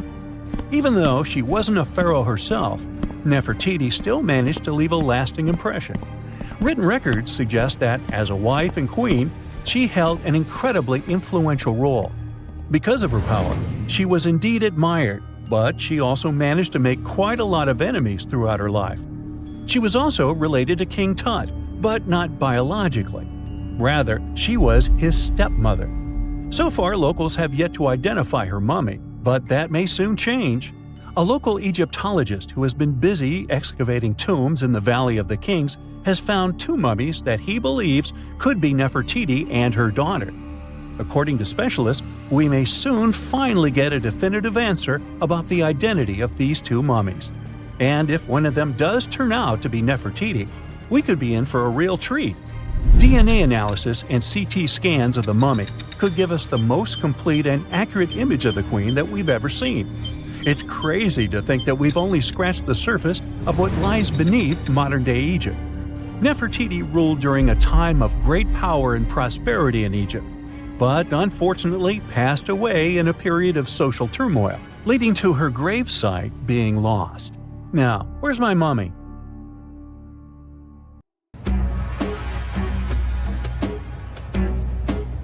This is not a dune set. This is a very real desert in Niger. Jado was probably built by the nomadic Sao people and is filled with ksars, which are fortified houses made of salt and clay, with giant walls and secret passages.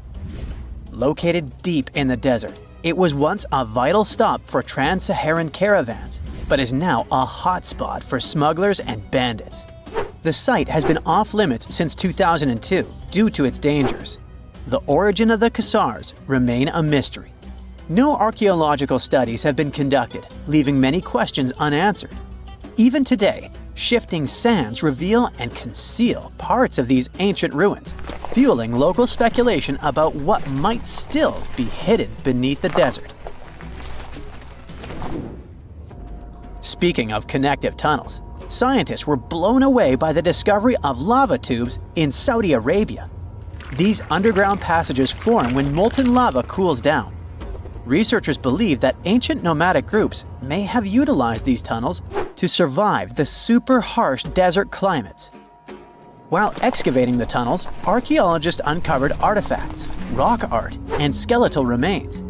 The art and animal bones show that the people who used the tunnels were probably sheep and goat herders. They're still piecing together whether these groups lived in the tunnels for extended periods or just used them as temporary shelters. The Great Pyramid of Giza has been standing for thousands of years, but it's still hiding secrets. Using special scanning technology, scientists found two hidden structures under an ancient burial ground. The first is a shallow L-shaped structure, and below it is a much larger space that could be a final resting place or a chamber. The smaller structure was filled with sand on purpose, while the deeper one might be an empty chamber. Experts believe the two are connected, possibly as an entrance leading to a secret chamber. This is big news because it might give us some more insight into who built the pyramids and why. The world is full of ancient writing, but some messages refuse to give up their secrets, like the mystery of the Bashplemi tablet. This unusual stone, pulled from a lake in Georgia, is covered in symbols no one can read. Even with modern technology, experts are completely stumped. The tablet is about the size of a book, with 60 symbols carefully carved into its surface, but 39 of them don't match any known language. Some resemble scripts from ancient civilizations in the Middle East, India, and Egypt, but none are an exact match. To make things even trickier, part of the tablet is broken off, meaning a piece of the puzzle is missing forever. To rule out a hoax, scientists studied the tablet closely. They confirmed it's made of vesicular basalt, an extremely tough local rock. Whoever carved these symbols must have been really skilled. Based on similar archaeological finds, experts believe the tablet could date back thousands of years, possibly to the late Bronze or early Iron Age. Some symbols repeat, which could mean they're numbers. Maybe it's an inventory list, a record of battles, or even an offering to the deities. Until someone cracks the code, the Bashplemi tablet remains an unsolved mystery from the depths of history. Experts are still stumped with what this Minoan disk might mean. The Phaistos disk is one of the most mysterious finds from the Minoan civilization. This 6-inch clay object, discovered in 1908, has strange spiral markings that no one has fully decoded yet. The disk has 241 symbols on both sides, showing everything from people and animals to tools and plants. Experts have come up with many theories about what the symbols mean. Some think it's an early form of Greek. Others suggest it's a prayer or a hymn. And some even believe it could be a letter from a king in Anatolia to a Greek ruler. Let's see who will be the first to figure this out. It's always a fun day at an archaeologist's office when they find something as big as a 2,000-year-old marble head. A French archaeologist mission went digging inside an old medieval house near Alexandria in Egypt and found a statue's head depicting an old, possibly ill man. This statue dates from the last Egyptian dynasty before it became part of the Roman Empire, and the site where it was found is associated with the likes of Cleopatra and Mark Antony. For archaeologists, even the smallest finds at this site means a lot. You've heard of Lucy, right? The Australopithecus that was an early ancestor for us humans. Well, scientists found some of her species' footprints somewhere in Tanzania. The so-called Laetoli footprints are over 3 million years old.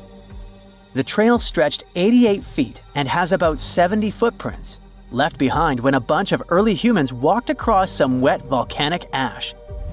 What's cool is that these early humans were already walking on 2 feet, like us, not all hunched over like apes. The close spacing of the prints shows they probably had short legs and a shorter stride than we do today. In an ancient Egyptian temple, archaeologists uncovered a shrine unlike any other, a place dedicated to falcons and two mysterious deities. One deity had a falcon's head, while the other wore a crown with a sun disk and cow horns. But the most baffling discovery was an inscription that read, "It is improper to boil a head in here." At the heart of the shrine, there are 15 headless falcons carefully arranged on a pedestal, likely as offerings to the falcon-headed deity. One theory suggests the birds were boiled first, perhaps to pluck their feathers, before being placed in the shrine, following the strange rule carved into stone. Archaeologists also found a 13-inch iron harpoon nearby. Its true purpose remains unknown, although the shrine also held remains of fish, mammals, and bird eggs, suggesting that the rituals may have included feasting.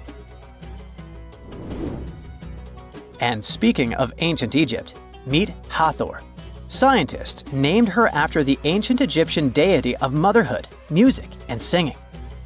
This wooden statue, housed at the Metropolitan Museum of Art, was thought to be just a beautiful artifact, until a surprising secret was uncovered. Using an X-ray machine, experts found a mechanical operating system inside it, with pulleys and axles connecting her shoulder to her left leg. When activated, the system made her hand raise and lower, an engineering marvel from over 3,000 years ago.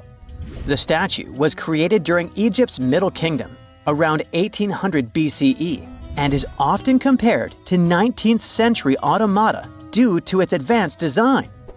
It's believed the statue was used in religious ceremonies, symbolizing Hathor's role in dance and music. An unexpected discovery happened in northern Kuwait, where a Kuwaiti-Polish team uncovered a mysterious 7,500-year-old statue. The statue features an elongated skull, no mouth, narrow eyes, and a flattened nose. This feature is thought to be an Ophidian figurine, named after the Greek word for snake, and it was likely made by the Ubaid culture, a civilization known for their pottery skills. While no one knows exactly what role this weird statue played, it might have been linked to rituals or symbolic practices. Some scientists think these figurines, found in homes or final resting places, were tied to important cultural beliefs. We couldn't mention unresolved mysteries of this world without speaking about these elongated skulls. In the deserts of Peru, researchers uncovered 5 ancient skeletons, 2 with unnaturally elongated skulls. While head shaping was common in many cultures, these skulls defy explanation.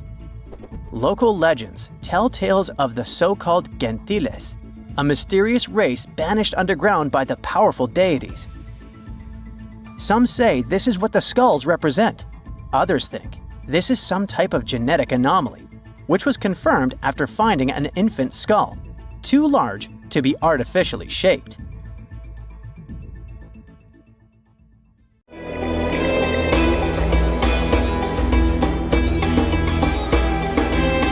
The Great Pyramid was created as the final resting place of ancient Egyptian monarch Khufu.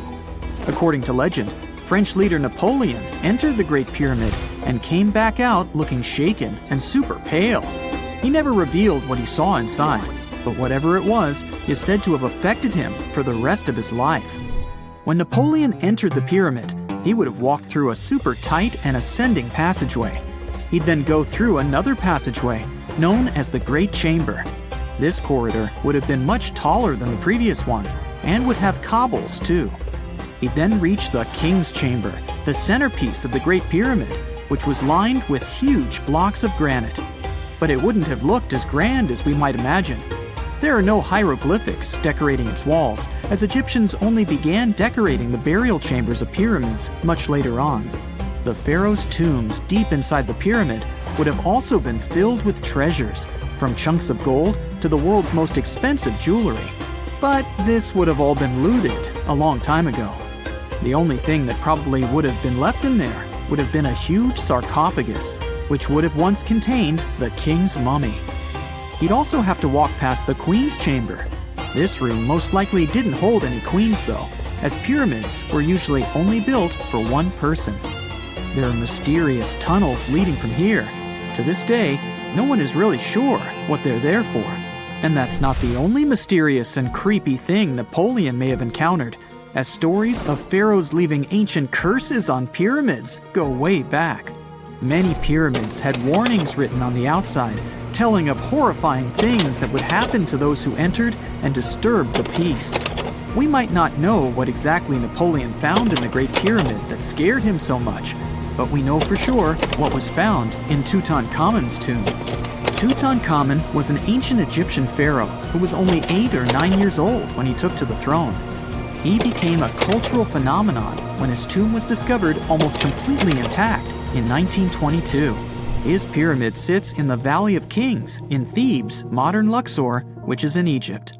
Unlike the Great Pyramid, Tutankhamun's tomb was covered in beautiful wall decorations. The walls told the story of how he would travel to the afterlife through the underworld.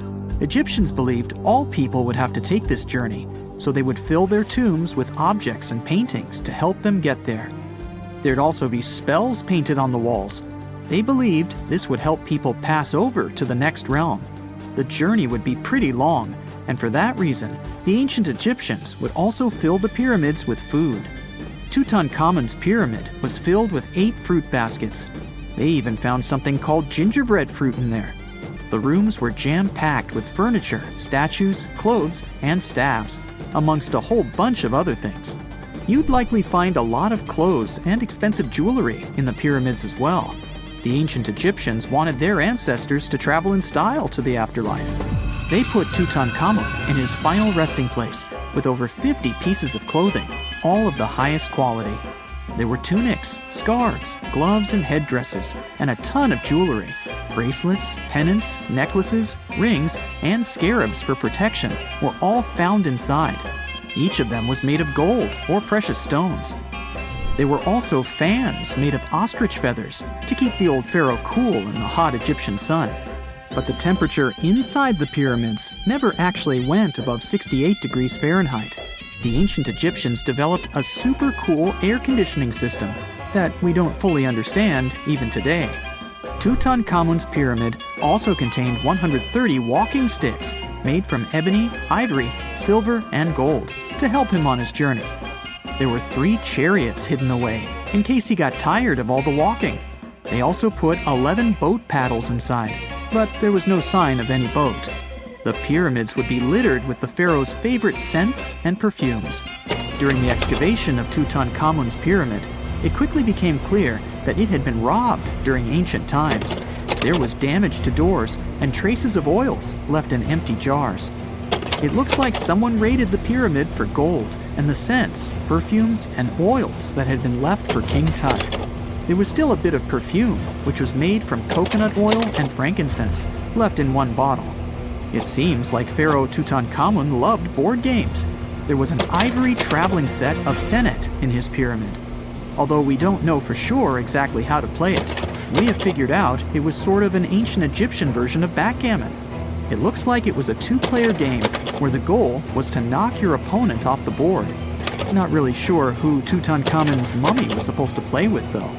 The ancient Egyptians had some rituals that may seem pretty strange to us. For example, they used to shave their eyebrows off if they ever lost a cat. So it's not too surprising they put some really weird things inside pyramids. Archaeologists discovered a collection of mummified cats and scarab beetles in pyramids that date back more than 4,000 years. They were found in the pyramids of Saqqara, which is south of Cairo. They also found a bunch of makeup kits and mirrors inside. Makeup was worn proudly by both men and women in ancient Egyptian times. Eyeliner was the most popular cosmetic. The Rosetta Stone was one of the best discoveries ever made in pyramids. It was found by our man Napoleon Bonaparte and his team. It's a black granite rock that dates back to 196 BCE. It's transcribed in Greek, Demotic, and hieroglyphic. When it was translated in 1822, we got the key to understanding ancient Egyptian hieroglyphics for the very first time. The discovery of Queen Hatshepsut's mummy in 1903 changed our understanding of the Egyptians forever. After she had passed away, her successor, Thutmose III, removed most of the evidence of her reign, so we basically knew nothing about Egypt's first great female leader.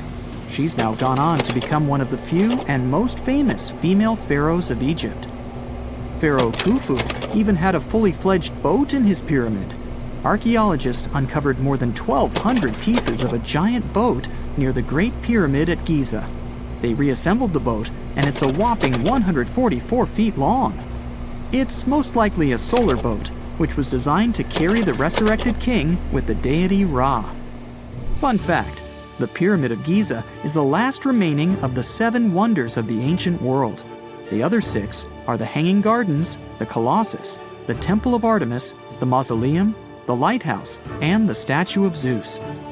This pyramid was also the world's tallest man-made structure for 3,800 years, and it's the biggest pyramid in Egypt. It took a staggering 2.3 million blocks of limestone, and some weighed as much as 80 tons. It took an incredible 100,000 laborers and a whopping 23 years to build. Its original height was a mega 480 feet. In 2017, archaeologists discovered something weird about Egypt's Great Pyramid. There's a hidden void that's at least 100 feet long, and no one really knows why it's there or what's actually inside it. The weird void is the first inner structure discovered within the 4,500-year-old pyramid since the 1800s. Scientists used cosmic rays to detect the massive hole, but are still no closer today to finding out what's inside.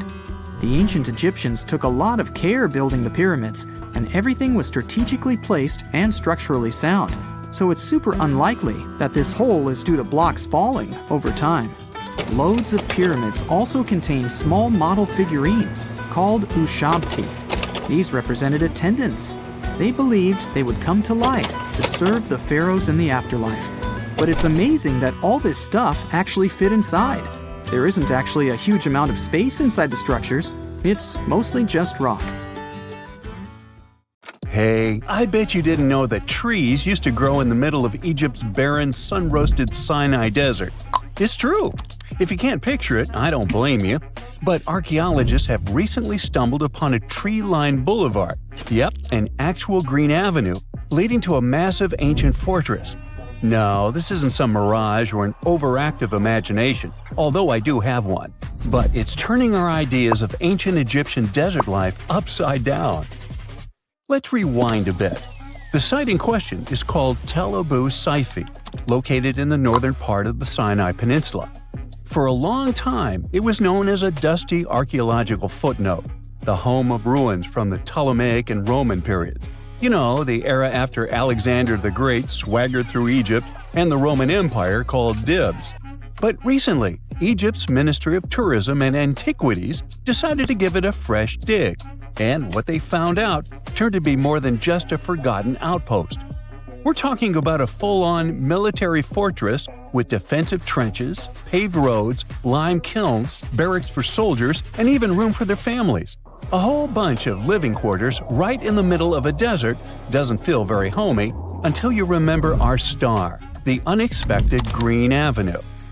This road was over 300 feet long and 36 feet wide, as long as an American football field, paved with limestone slabs and lined with more than 500 clay planting pits. These weren't for show. They held actual trees, creating a shaded tree-line entrance straight to the fortress. Imagine walking through that, the sun blazing overhead, and suddenly, blessed shade. Ooh. Now, that's not just a grand entrance, that's an ancient red carpet, or maybe a green one. But this wasn't about curb appeal. The existence of hundreds of trees in a desert landscape over 2,000 years ago tells us something big. You see, the Ptolemaic Egyptians weren't simply good at building monuments. They were also masters of water management. In a place where rainfall is rarer than a selfie with a pharaoh, they somehow found a way to grow rows of trees. Now, let that sink in. To irrigate that many trees in a desert, they must have had a sophisticated irrigation or water transport system, something capable of moving and distributing water efficiently in this harsh climate. Maybe they channeled groundwater, or maybe they captured seasonal rain, or maybe ancient sprinkler systems. Okay, maybe not that fancy. But still, it's clear they were ahead of their time. Here's the thing, we already know the Egyptians mastered water control. They harnessed the Nile with ditches and canals to feed distant fields. So irrigation wasn't exactly a mystery to them. They had the skills and the knowledge. And sure, scientists still debate what the Sinai climate was like 2,000 years ago. But many believe it may have once been greener. After all, take one look at those dramatic mountains and rocky landscapes, shaped and sculpted as if by brute force of ancient rivers. And it's hard not to think that water once played a bigger role out there. Plus, archaeologists have found tons of evidence showing that Ptolemaic Egyptians cultivated fruits, vines, and trees on a large scale. In other words, growing a forest in a desert might feel wild to us, but to them, it was just another Tuesday. And now, this green avenue is making archaeologists wonder, what if similar irrigation systems were used elsewhere, say for transporting the enormous stones used to build the pyramids? There's already a theory that ancient rivers or human-made canals helped move those stones. And the Tel Abu Saifi discovery? Well, it might just be the missing puzzle piece. This isn't just a dream. Back then, rivers were like highways, power grids, and cargo trains of the ancient world, all rolled into one. Egyptians used them for everything: irrigating crops, trading goods, powering industry, and even mobilizing for war. If you were doing something important, odds are it involved a river. But wait, it gets even better. Excavations revealed deep defensive trenches, like ancient moats, dug more than 6 feet deep around the fortress. Those weren't just muddy ditches. They were part of an elaborate defense system designed to be filled or bridged to control access. Think of it as ancient Egypt's version of a retractable security gate, minus the hydraulics. And while the trenches were keeping intruders out, life inside the fortress was bustling. Remember how we said archaeologists had found military housing units? It turns out soldiers might have lived there with their families. So this wasn't just a barracks, it was a thriving community, with meals, routines, kids playing, and probably a whole lot of ancient gossip flying around the dinner table. In addition to all the military stuff, researchers found 4 massive lime kilns used to produce quicklime, an essential ingredient for making construction mortar. These kilns are a big deal because they suggest that during the later Roman period, Tel Abu Saifi turned into an industrial hub. It was like the Home Depot of ancient Egypt, churning out materials to build and repair buildings. But here's where the plot thickens. Underneath all of this, beneath the roads, the trenches, the kilns, archaeologists found the corners of an even older structure, a mystery building. Could it be the remains of a third, much older fortress? Or an ancient cemetery or lost city? Nobody knows yet, but one thing's clear, this story isn't over. Honestly, this might be the coolest archaeological cliffhanger of the decade. So, what does this all mean? Well, for starters, it challenges everything we assumed about desert life in ancient Egypt. For the longest time, deserts were thought of as natural barriers, dry, deadly, and empty. But this find suggests that the desert might have once been green and full of life, not because the climate was dramatically different, but because the Egyptians were incredibly good at bending the environment to their will. They didn't just survive in the desert, they transformed it. It also adds fuel to the fire in the age-old debate about ancient Egyptian tech. If they could build a fortress with tree-lined roads, moats, irrigation, and industry in the middle of the Sinai, is it really such a stretch to imagine they could engineer water channels to move pyramid stones? Forget the Ancient Aliens TV show. Sure, it's entertaining, I'll give you that, but it makes us forget something crucial. Those people were brilliant. A lot of what we call modern technology is recycled ancient ingenuity. And who knows how much knowledge we've lost over time. Meanwhile, the dig continues. Scientists are now mapping the entire Tel Abu Saifi site, trying to piece together how all the structures connect. Some want to analyze soil samples to find traces of old tree roots and maybe even figure out what kinds of trees once grew there. Imagine if they were date palms. We might be looking at the world's oldest snack lane. You already know that the implications of the discoveries don't stop with history books, right? This kind of discovery has modern relevance too. Our world is going through a lot of change, with crazy weather and huge heat waves. So maybe we should be asking, what can we learn from ancient civilizations that once made the desert bloom? If nothing else, Tel Abu Saifi reminds us that the ancient Egyptians were more than just pharaohs, pyramids, and mummies. They were visionary planners, eco-architects, and straight-up problem solvers. They didn't wait for nature to hand them what they needed. They engineered it. And thanks to discoveries like this, we're getting a clearer picture of just how advanced and, frankly, how cool ancient Egyptian civilization really was. So next time someone tells you deserts are just empty wastelands, you can hit them with this fun fact. Over 2,000 years ago, in the heart of the Sinai Desert, there was a fortress with a tree-lined avenue, moats, military housing, an industrial center, and even a secret underground structure. Take that, sand dunes! Who knows what else is still buried out there, waiting to rewrite history? For over 3,000 years, no one knew this place even existed.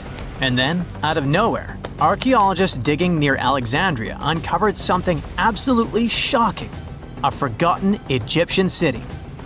This place is buried under Greek ruins, hiding secrets that could rewrite the history of pharaohs and their armies. And one of the artifacts, which looks like a simple wine jug, changed everything. We thought that we already placed all the important parts on the map of ancient Egypt: pyramids, Thebes, Luxor, Alexandria. But nope, the map just got an update. The new city was a big deal, and it's about 3,400 years old. It's just been discovered at the site called Kom el Nugus. This place is located west of Alexandria and tucked between the Mediterranean and a saltwater lake called Lake Mariut. This discovery raised a few eyebrows. Scientists thought that this place used to be empty and that it was only settled by the Greeks in about 332 BCE. But it turns out that people lived in Kom el Nugus way before that. When archaeologists were digging through Greek ruins, they started noticing something unexpected: mud brick walls. Yep, you know, the pyramid type. That's the kind Egyptians built during the New Kingdom. These mud bricks were made from mud, clay, sand, and straw. These ingredients were mixed with water and dried in the sun, not baked. Egyptians used them for thousands of years to build houses, temples, palaces, and yes, the pyramids. Of course, other civilizations did use mud brick too, but Egyptian mud brick is kinda quirky. They used straw that grew in their regions, layout styles, and mortar. That's what helped the experts realize that Egyptians used to hang out in Kom el Nugus. That alone raised eyebrows, and then they found more: an entire street layout, buried structures, and even a temple built by Ramses the Great himself. His name speaks for itself. This guy was one of the most famous pharaohs in all of Egyptian history. He ruled ancient Egypt for 60 years, fought huge battles, and just loved building tons of stuff like that temple. People loved him so much that later pharaohs literally pretended to be him or wrote his name on their buildings. That's when archaeologists realized that they weren't looking at some dusty mud bricks of a tiny village. That's an entire buried city. They immediately started digging more. Turns out the whole place wasn't random. It was built with great care. The streets had drains to stop rainwater from damaging the soft mud-brick walls. There were also small tomb chapels with writings about soldiers. This suggests this place might have been the military base, and that changes a lot. In ancient Egypt, when the military showed up, there must have been a reason. So what was it? Protection, conquest, control of something important? In the case of this city, it was probably about wine, water, and trade on the edge of the desert. What's even crazier is that we still don't know just how big it was. The team has only uncovered part of it so far. There could be fortifications, warehouses, administrative buildings, or even more religious or royal structures waiting underground. We also don't know what this town was called in ancient times. That name is still buried, but it might be uncovered someday, maybe inside a wall, maybe on a scroll, maybe on another broken jug. One of those already turned out to be a mind-blower. A chunk of a ceramic jar, called an amphora, had a royal seal pressed into it, and that seal bore the name Meritaton. Princess Meritaton wasn't just anyone. She was the eldest daughter of Queen Nefertiti and the older sister of King Tutankhamun. Yes, that's right. Both Nefertiti and King Tut were involved here. All that was about a century before Ramses the Great built one of his temples here. Looks like the city was founded back in the days of another pharaoh, the pharaoh Akhenaten, husband of Queen Nefertiti, father of Princess Meritaton, and future king Tutankhamun. That guy, Akhenaten, was a bit of a wild card. He was the type who really gets weird about one of his interests. He tried to completely change Egypt's religion, forcing everyone to worship the sun disk called Aten instead of the usual deities. He basically told all Egypt that all their mythology was wrong, and from now on, there will be no more Osiris, no more Thoth or Set. Just raw sunlight only, people. That's known in history as the Amarna period. And he went all in, changed his name, built an entirely new capital city called Amarna in the middle of the desert, redesigned temples, rewrote hymns, and even banned traditional religious imagery. Even the art got wild at the time. People started getting elongated heads, belly rolls, and all that humanity and vulnerability carved into stone. It was deliberately weird. He wanted to show the family not as perfect gods, but as human vessels of divine light. Everyone had to awkwardly smile and play along because he was the pharaoh after all. The wackiest part is that after his rule, his son, Tutankhamun, reversed all the sun disk related stuff. He literally changed his name from Tutankhaten, which means living image of the Aten, the sun disk, to Tutankhamun, which means living image of Amun, one of the great older deities. King Tut brought back the old deities, reopened the temples, and erased as much of Akhenaten's legacy as possible. Looks like his family didn't really like the sun cult after all. Meanwhile, this discovered wine jug shows that the city was probably active, thriving with life during Akhenaten's times. That's huge. Up until now, there was no clear evidence that his radical ideas and projects extended all the way to the north. The jug also shows that vineyards and wine production reached all the way to the north in ancient Egypt. Wine really was a huge deal, worthy of placing a military base here. Princess Meritaton most likely used this jug. Just like with her brother, she was born into the sun and named after it. Her name, also spelled Meritaten, meant beloved of the Aten. As the eldest daughter of Pharaoh and his queen, born right into the middle of radical religious changes, she was raised to perform the future queen's duties. From her earliest years, she walked in temples alongside her mother Nefertiti, shaking the sistrum in solemn rituals. She was there when Akhenaten established his capital city, Amarna. He clearly loved his family. Meritaton's face was etched into its stone walls more than anyone else. In every temple, in every sacred scene, her figure appears, revered. Things get foggy in history after her father passed away. The throne wobbled. King Tut was very young, only 9 years old when he had to take new duties. Meritaton seemed to have been a brief step between her father and her younger brother. She married someone called Smenkhkare. History isn't even sure who that mysterious man was. Could have been a puppet, a phantom king in a crumbling dynasty. May have even been her brother. Whatever the truth was, these two took power and ruled together for a while. Meritaton got the title of the Great Royal Wife, a title of immense power. But Smenkhkare was a very short-lived ruler. He passed away just in about a year. There are some speculations among historians that Meritaton was the actual ruler, the informal female pharaoh, because her brother was too young. Some theories say that she raised Tutankhamun and became a sort of queen regent, mentoring the child who would be used to restore the old order. But all this is unconfirmed.